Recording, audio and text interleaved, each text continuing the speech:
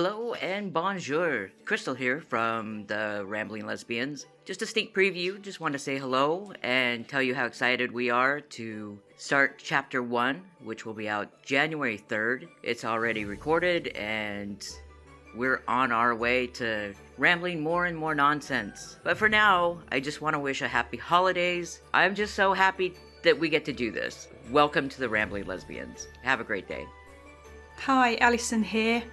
I just want to wish everybody a very happy Christmas, happy Kwanzaa, Bonne Fête, Joyeux Noël. However, whatever you celebrate, Crystal and I hope you have an absolutely wonderful time. So until then, Ramblers, I'm going to leave you with an excerpt from The Wisdom of Bug, which is my Christmas novella, read by me, so I'm sorry if it sounds a bit crap. Have a fabulous rest of 2023, and I can't wait to share chapter 1 of Rambling Lesbians podcast in January.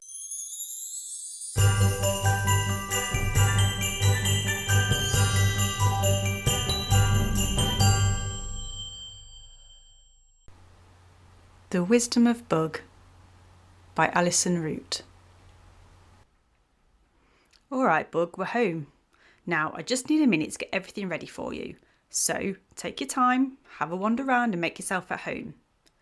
Had Evelyn gone overboard with what she'd asked Blake to bring over? No doubt. Did she care?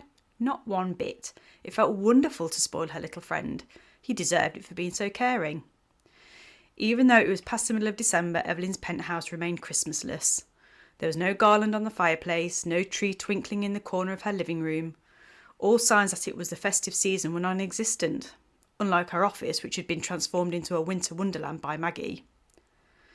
No matter how hard she tried, Evelyn couldn't muster the enthusiasm for the holiday season. Everything just reminded her of her mum and how many things had changed. Even though she was an adult when her mum passed away, they'd always shared Christmas together. Rosalind didn't care that Evelyn was in her 30s, she still made the time magical, just like when Evelyn was a small child. Those times were gone though, and there was no way to get them back. Christmas was too hard without her mum, so Evelyn chose to skip it. So here she stood in her white and chrome penthouse with nary a bauble in sight. Shaking her head, Evelyn set off to unpack the mountain of supplies shipped over for Bug's stay. Now, I know you have dog kibble, but how about we have a treat? Evelyn took Bug's puppy eyes as a yes. Taking out 2 steaks from the fridge, Evelyn set about cooking them a feast of meat and maple roasted vegetables. No one can complain, Bug. I've given you protein and veggies, she mumbled to him. Bug hadn't left Evelyn's side since getting home. With a glass of red wine poured and a bottle of dog beer emptied into a bowl, the duo sat in the living room to eat. For the first time since Evelyn's mum had passed, she didn't feel completely alone. Richard had tried his best, but he was grieving too. Maggie tried to be there for her, but the woman had her own life to deal with. And Mindy, well, Evelyn should have known that was doomed from the start because Mindy never made her feel supported, not in the way she needed. For 3 years, Evelyn had been lonely, but the little dog quietly munching on his steak had turned that around in a matter of hours. Since the first time he absconded to her office, Evelyn felt that want of companionship sated. There was no conversations to be had, just Bug's presence. Evelyn was amazed at how intuitive he was, as if he could see all her feelings and know what she needed. Whether that was a break from work, in which case Bug would literally bug her until she stopped and petted him, or when she was frustrated and Bug would whine at the window in her office until she joined him for a few calming minutes. Want to meet someone, Bug? Maybe the 3rd glass of wine was a mistake. Evelyn always got sentimental and emotional after too much wine. Not waiting for the dog to answer, because she wasn't that sozzled, Evelyn took out her photo albums from a box in the bottom of her wardrobe. Bug wandered over to her as she sat on the floor, her back against the sofa. "This is my mum," she mumbled. The creak of the cover revealed how little the album had been opened. As with Christmas, staring at Rosalind's smiling face was just too painful at times. She was the best. I miss her. Over the space of an hour, Evelyn showed Bug her family pictures. The pup sat diligently by her side, and even though she knew it wasn't possible, Evelyn let herself believe he was looking at the photos, taking in everything she had to say. It felt good to talk about her mum. Sure, she wished she could do that with her dad, but Richard always shut the conversation down. Hot tears streaked down Evelyn's face as she combed through the photos for a second time. Bug sidled up and leaned against her chest. I miss her so much. Bug abruptly got to his feet and dashed off towards Evelyn's bedroom. Wiping her face, Evelyn stood to investigate. The silence was worrying. The jingle of bells stopped Evelyn in her tracks.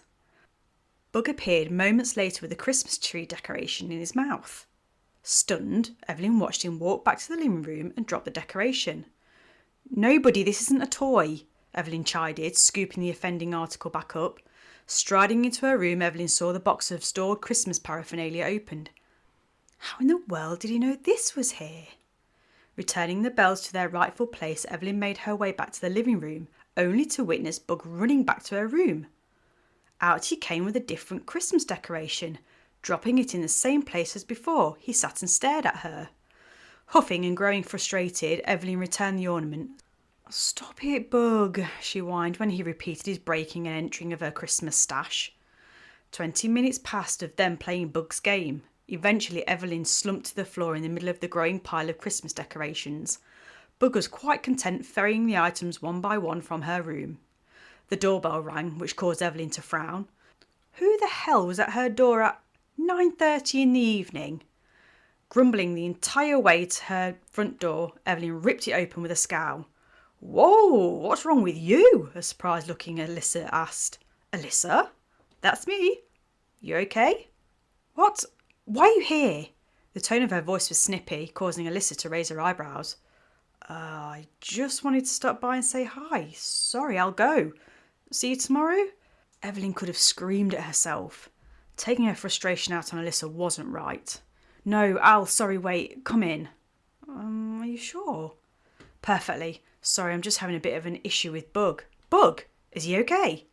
Alyssa didn't hesitate, stepping past Evelyn and heading to the living room. Yeah, Evelyn chuckled. Bug was sitting proudly in the middle of his Christmas decoration pile.